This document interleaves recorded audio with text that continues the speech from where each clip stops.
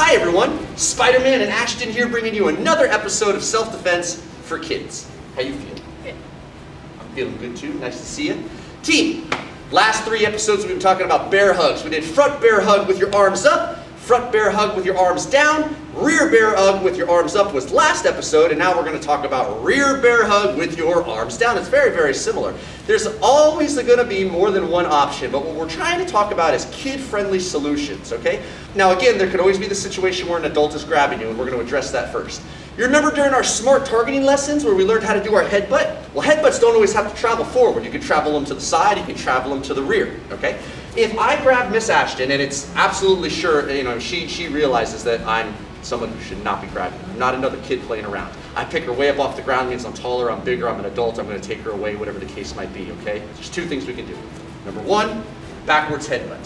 When I pick her up, it doesn't even have to be to my face, but that would be great. But she puts her chin up, and that'll bring her head back. And she's going to whack me, hopefully very good, and make me have a brain-to-pain response. Maybe buy her a moment for me to loosen my grip and she can wiggle free, or actually drop her and she can run, screaming her head off that she needs help, right? You don't just have to headbutt once, you can headbutt several times. It's just chin up, just like that. Do you remember, though, a few episodes when Miss Ashton demonstrated our cat defense? In that lesson, she actually did a very beautiful demonstration of martial art technique. It doesn't always have to be that nice, okay? I'm not saying that it wasn't perfect, it was great. But it doesn't always have to be that clean. A true cat defense is just wiggle, squirm, go crazy. She, who's very reserved, is going to go crazy on me, right? Let's see what happens. Let's see how long I can hold on. So she can go headbutt first, and then cat trying to get a bath, doesn't want a bath defense. I got her. She goes headbutt, oh, and she goes. She's fighting and biting and kicking. Keep wiggling, use your arms, try to peel my hands. That was good kicks. That's it. Pull them free. And there you go. Much more like a cat, right? Well, I guess, a human cat. Anyway, the idea is that these here movements, if that's what you want to call the cat defense, is a great way for you to be able to get away from an adult when they pick you up. But the idea is to keep on fighting, right? Just because the headbutt didn't work the first time or the few bit of wiggles didn't get you free, you gotta keep on fighting, you gotta get free. You cannot go wherever they want you to go. If you're dealing with another kid, well, we could always headbutt if we need to, and maybe the cat defense could work. But what we're going to do is try to get low in our middle stance. And what that's going to do is allow their grip to become not as tight. There is a risk that their hands might slip to your throat. I just need to make you aware of that risk. So if I grab her in a bear hug, and she drops down low, and my hands slip to her throat, now she's in this situation, right? Okay. Doesn't always work that way, but it could. What to do about the arms? As you drop into your stance, take your hands, push up, drop down into your stance. You're getting loose. Take your hands, push up, drop, push, and run. And she's gone. And then she can talk to me.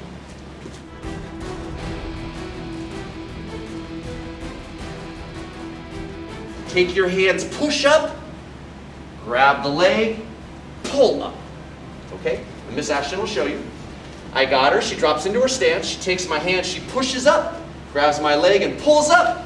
Ah, very nice. All right.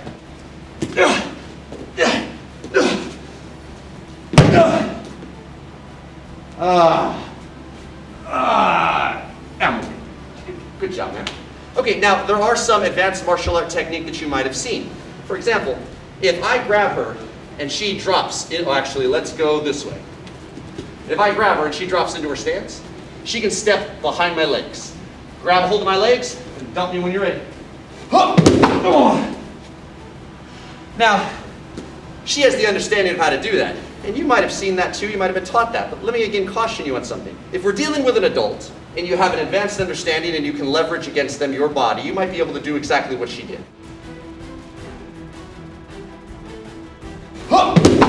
If not, you're probably not going to be able to dump an adult like we did in this demonstration.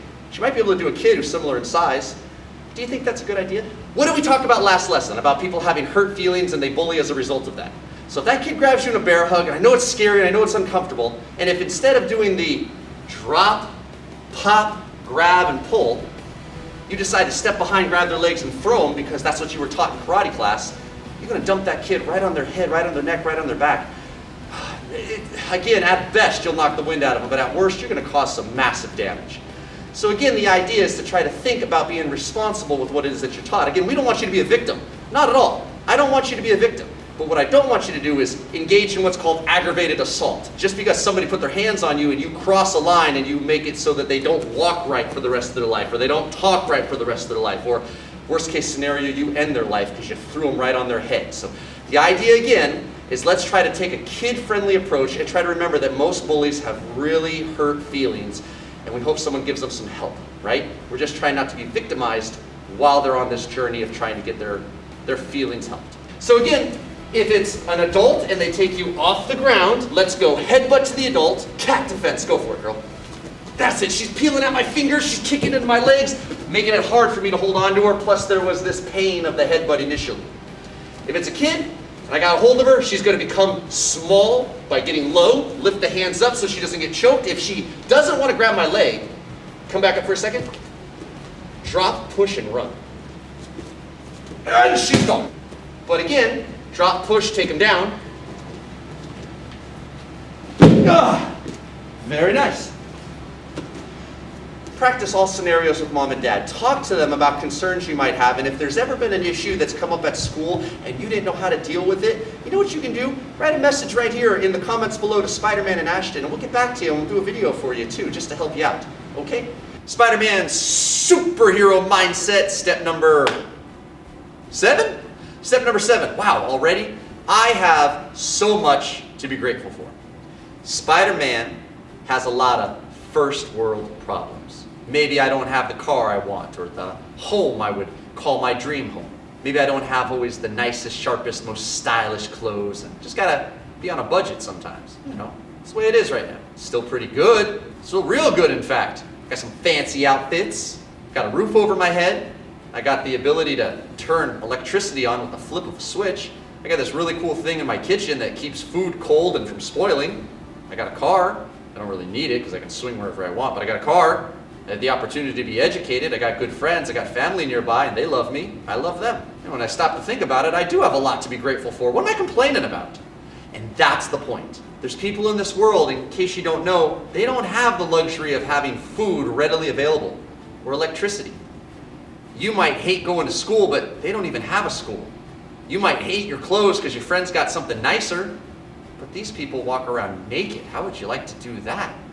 Your car might be old and kind of clunky, but they don't even have a car, let alone have ever seen one.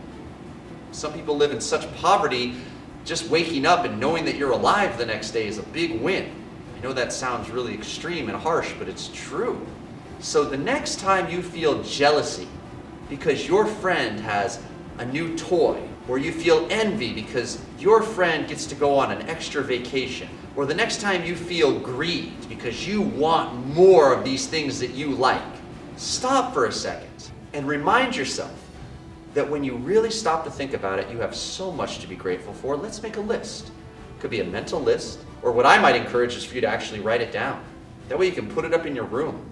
And anytime you feel jealousy, envy, or greed, you can look at that list and say, yeah, if it just, I know when the last time it stormed and the power went out, I missed electricity for the 3 hours the lights were out. Imagine if I just never had electricity. Forget an iPod, forget video games, television. I don't have those things since I don't have electricity. Man, I need to rein it in. I got a lot to be grateful for. And I think that's a great way for us to stay humble, appreciative, and focused on non-superficial things for the true joy and pleasures of life. Thank you so much for listening. See you next time.